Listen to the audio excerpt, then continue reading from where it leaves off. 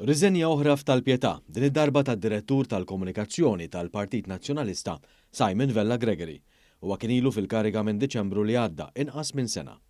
Sorsi fil-Partit Nazzjonalista qalu lil One News li Vella Gregory tefa' ittra tar-riżenja l-4 filgħaxija u qal li qed jagħmel dan għal raġunijiet personali. Huma ddeskrivewh bħala bniedem li jaħdem ħafna u li m'għandux pretensjonijiet, iżda li fl-aħħar mill-aħħar kellu jitlaq għax ma felaħx jissapporti aktar l-intriċċi fid-dar ċentrali. Il-ħatra ta' Vella Gregory kienet ġiet approvata mill-Kunsill Amministrattiv tal-Partit Nazzjonalista wara rakkomandazzjoni mit-tmexxija tal-partit innifisha. Qablu kien serva fil-kariga Alessandro Farrugia li kien inħatar malli Bernard Gregg laħaq kap wara li ttajjar mill-post Adrian Derija. Iżda anki dan kien irriżenja ħin bla waqt u wkoll qal li kien qed jagħmel dan għal raġunijiet personali. Bħala l-persuna biex timla l-post li tbattal bitluq ta' Vella Gregory fil-kurituri ta' Tal-Pjetà qed jisemma ħafna Dione Borg, veteran tal-partit li f'dawn l-aħħar xhur sar ħafna aktar attiv fil-partit u qed jippretendi li jingħata kariga.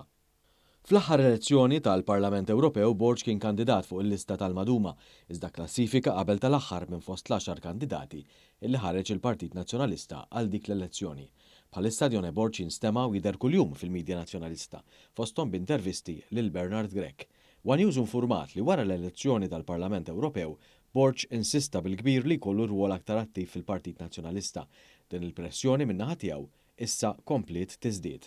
Sorsi fid-Dar Ċentrali li tkellmu ma' News qalu li l-fazzjoni estrema fil-partit immexxija mid-deputati Beppe Fenegadami, Carol Aquilina u Chris Said qed tagħti l-appoġġ tagħha lil Dione Borg biex jingħata aktar saħħa fil-partit.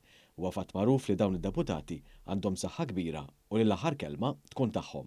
Fil-kampanja l-elezzjoni ġenerali ta' Marzu li għadda, Dione Borg kien tal-appoġġ pubbliku tiegħu lil Beppe Fenegadami li kien rivale ewlieni tal-eks kap tal-Partit Nazzjonalista Adrian Derija fuq it-tmien distrett elettorali.